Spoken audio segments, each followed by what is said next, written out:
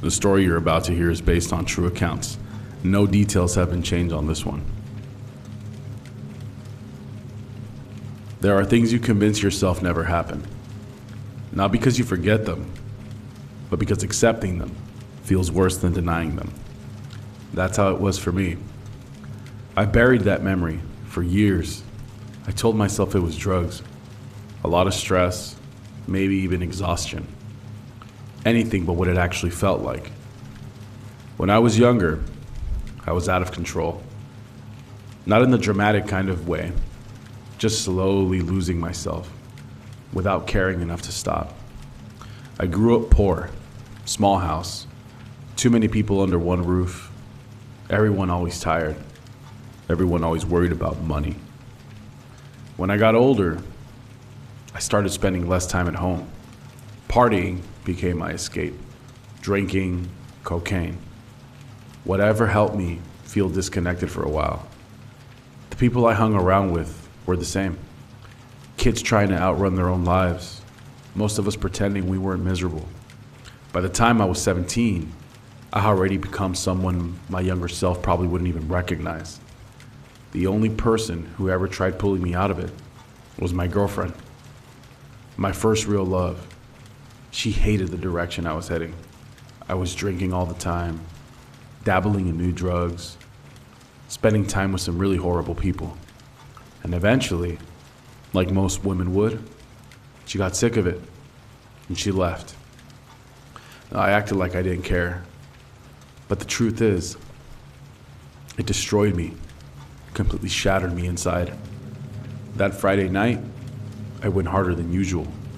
I drank until my memory blurred out around the edges. Took things that I really shouldn't have taken. And by the time I stumbled home around 3 a.m, I was screaming at nothing, talking loud, laughing at nothing, trying to drown out the emptiness in my head. The house was dark when I got back. Everyone was sleeping. It was summer, and the heat inside the place felt unbearable. I usually slept in the living room, but there was no air conditioning there.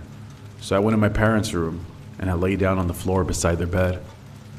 The fan rotated slowly overhead, its clicking sound repeating every few seconds. I remember trying to sleep, but my body wouldn't settle. My heart just still racing from everything I had taken. And that's when I heard it. I was baffled at first, but I heard breathing. Soft at first, then a quiet laugh. The laugh wasn't loud, nor did it sound aggressive. It was the kind of laugh someone makes under their breath when they're amused by something private. I opened my eyes and turned slowly toward the corner of the room. Someone was standing there. I didn't see their face. I never let myself look that high. My eyes stopped lower. Black shoes, perfectly polished. Pleated black slacks hanging neatly over them. But the shoes were wrong. They were large, absurdly large, like something a clown would wear. They weren't colorful, nor were they meant to be playful. They were just unnaturally big. The figure didn't move, it just stood there. And I could hear that breathing, the faint laughing, like it was enjoying watching me panic.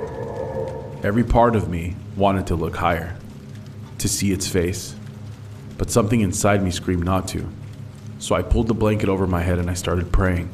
It wasn't a calm prayer, it was a desperate prayer. The kind that spills out of you when fear becomes physical. Eventually, I fell asleep. Or maybe I passed out, I don't know. The next morning, everything was normal. Sunlight came through the curtains, no figure, there was no sound. And I immediately convinced myself that it was the drugs. That had to be it. Because the alternative was something I couldn't explain. Years passed after that. I changed. Not overnight, but slowly. I cleaned my life up. I got work, and I finally started acting like an adult. The old crowd disappeared one by one. Some ended up in prison. Some even overdosed. A few just vanished into different lives. Eventually, everyone in my family grew up too. My sisters had children. We started having family reunions again, barbecues, music. The kind of nights that feel warm in your memory while they're happening. One summer evening, everybody gathered at my parents' house.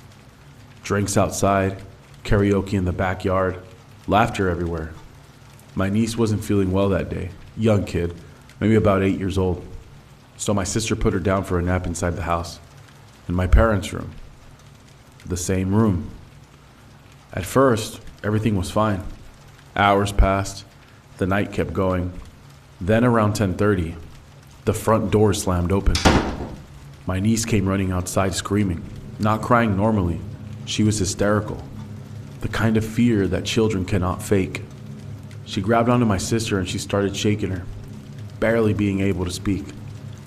My sister kept asking her what had happened, telling her that it was okay, that it was probably just a nightmare. But my niece kept yelling over her, saying, "No, he was there, in the corner." My stomach dropped immediately. Before she even finished describing him, he was watching me sleep and laughing. The entire backyard went quiet. Then she said the part that made every hair on my body stand up. "He had big black clown shoes, Mama." I felt cold instantly. Not from fear, but from recognition. Like something buried deep inside me had just forced itself to wake up again. Because in that moment I knew exactly what it was. What happened all those years ago, it was real. It wasn't the alcohol. It wasn't the drugs. And whatever stood in that room watching me had never actually left. It's still there. Thanks for listening. Please like, share, and subscribe for more weekly videos.